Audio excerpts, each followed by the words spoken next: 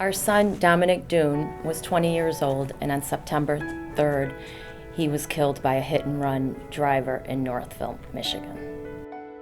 Dominic was a 20-year-old young man, loved life, lived life every day. He made the best of everything, always happy, just a good-spirited kid. And he was also an Eagle Scout.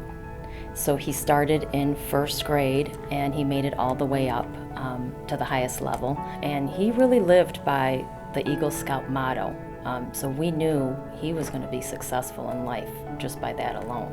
And unfortunately, his life was tragically cut short. Crime Stoppers became involved pretty much immediately, and they worked with the Northville Township Police, and they were amazing to us.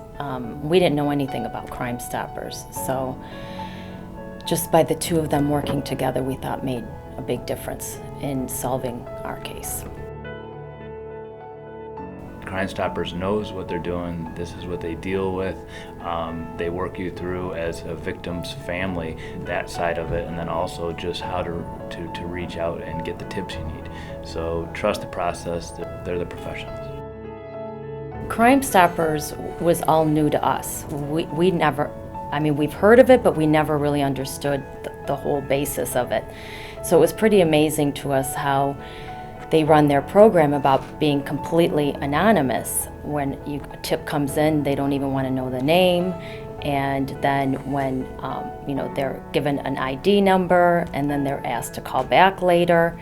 And then from there, if the tip comes through where it solves the case, the tipster takes their ID number, and then they go to a certain bank, and then they were able to pick up the cash. That was amazing to us because we had no idea, because you hear anonymous, but you really don't understand how anonymous Crime Stoppers really is. We were so appreciative to Crime Stoppers that we wanted to give back. And so I started asking, what can I do for Crime Stoppers? And they told us of this annual Christmas party that they do for the children that have lost a parent. So, we're all in. I have my friends, we're doing a huge toy drive. We have people giving us some donations, because I explained to them, because of COVID this year, there's been a couple of parties that fundraisers that weren't able to happen. So Crime Stoppers lost a lot of money. So I'm really out there spreading the word. But the most shocking thing to me was that Crime Stoppers is a nonprofit, and that they have to come up with all their own donations. There's no state funding for this, and that was just literally a setback from that, because these are bad people that are on the street that know what they did. They're not coming forward, and the only way the funds are raised and rewards given is pretty much just based on the donations that are received. And we feel fortunate that we were able to add extra money to the reward. But learning about Crime Stoppers, now we understand that not as many families are as fortunate. They need that $2,500 to solve their case. They don't have any extra money to add to it.